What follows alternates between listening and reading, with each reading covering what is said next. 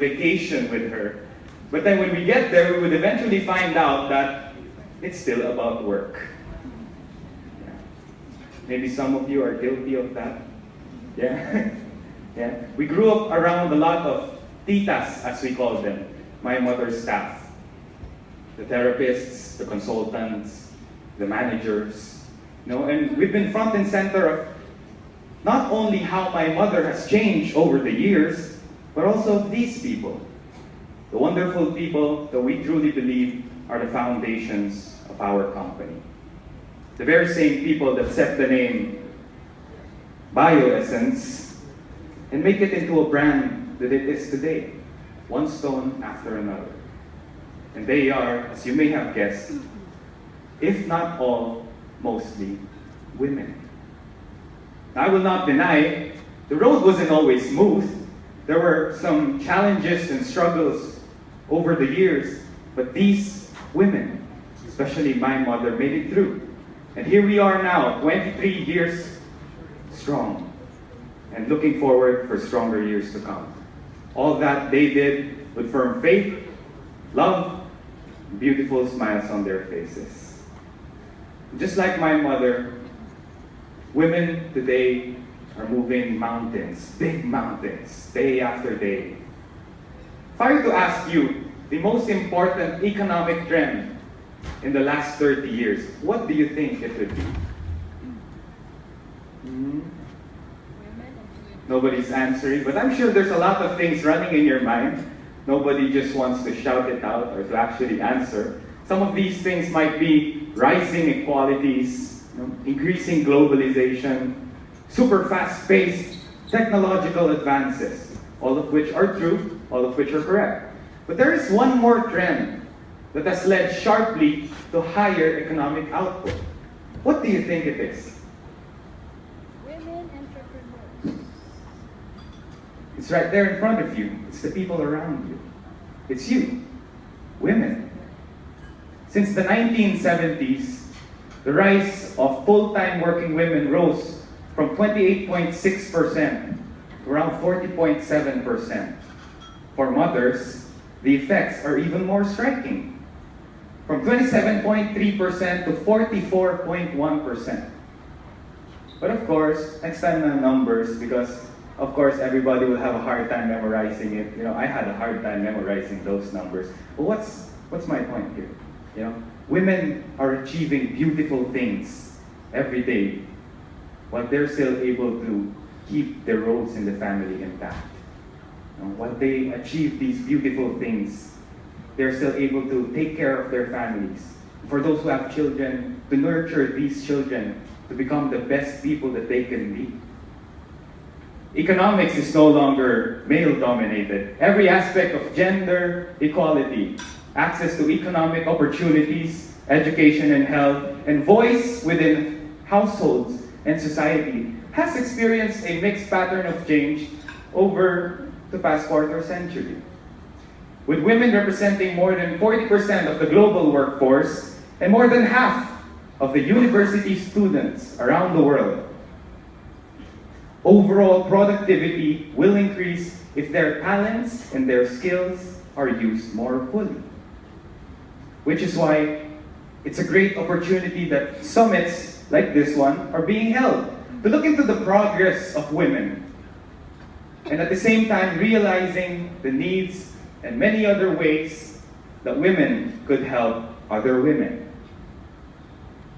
Finally, empowering women as economical, political, and social actors can change policy choices and make institutions more representative of a wider range of voices.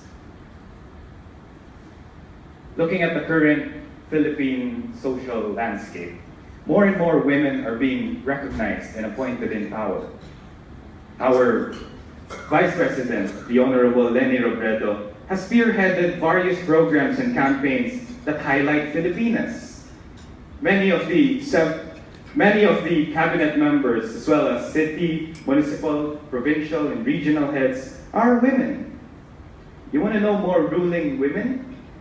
There are currently 28 female leaders of countries or self-ruling territories. 2 reigning queens, there are 13 female presidents, 9 female prime ministers, and just take a look around you. I'm sure the Asia Women's Summit has been experiencing a steady increase in their attendees or people to feature.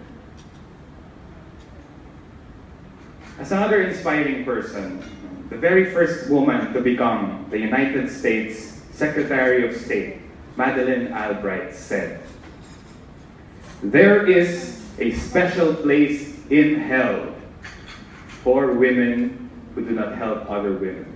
I like how when I said hell, everybody just looked at me. They were like, hell, huh? What? Hell? And just like my mother, I'm sure many of you, if not all of you, have your own advocacies that aims to help more women rise. And right now, all I have is very, very high respect for all of you. As much as it is a duty, it is a honor for me to continue what my mother has started. I'm a firm believer in the power of women, in the will and the courage that you have. But I will admit, the first time my mother told us and talked to us, and she said, "You know, it's about time for you to step up and take over the business, bring the business further." I was overwhelmed. I was like, can I do this? You know, am I qualified? Am I even half as strong and as resilient as my mother? I am a man, and my mother is practically telling me to take over a business that is, as most people think, is about women. But it's true. Most of our clients are women. More than 80% of our staff are women. I was thinking, what exactly am I going to do? As baffling as it was, then I started to look back to the very first times that I was in the clinic, watching my mom do what she does best, watching her talk to her people, how she motivates them, how she inspires them to move. As I look back to all of these, I started to realize that I was born for this. You know, all those things that we did. We even had the dreaded breakfast conversations with her when at 6 a.m. before we go to class, we would eat breakfast, right? And then she would be talking to us about business and business. And because we were just little, you know, we couldn't even fully comprehend what she was saying, but she kept on going and going. Then she would even ask us to bring out a notebook and take down notes 2 hours before we actually have to take down notes in class, in school. As I look back to all of these things, you know, all of those things were being done to prepare us for that very moment that she was going to pass it on to us already. Helping my mom at the helm of the business is just an affirmation of how much I adore her. She made us believe that what we have is not merely a business, but an advocacy that helps change hundreds, if not thousands, of Filipinas. That we are here because we care. And what we bring forth is beauty beyond just the physical. We make hundreds of lives beautiful with the jobs that we provide to our team. And in fact, we are able to touch the lives of their family. We make a lot of people regain their confidence through beauty and wellness. And I thank God for having had the opportunity to be brought up like this. I learned from the best. I learned from the best.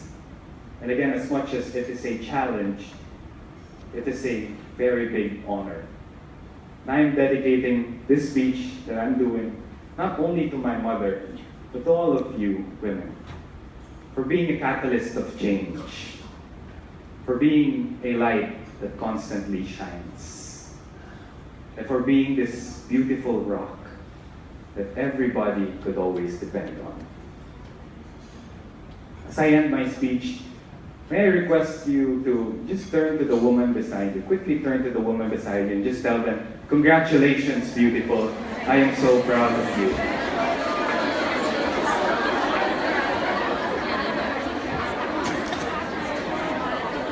Because you deserve it. You know, each one of you, you deserve it. You deserve it and so much more. I want to end my speech by just adding to the answer of the 1994 Miss Universe, Miss Sushmita Sen. That more than being an origin of a child, more than being the origin of life, a woman nourishes the world with her beauty and strength that comes from the heart.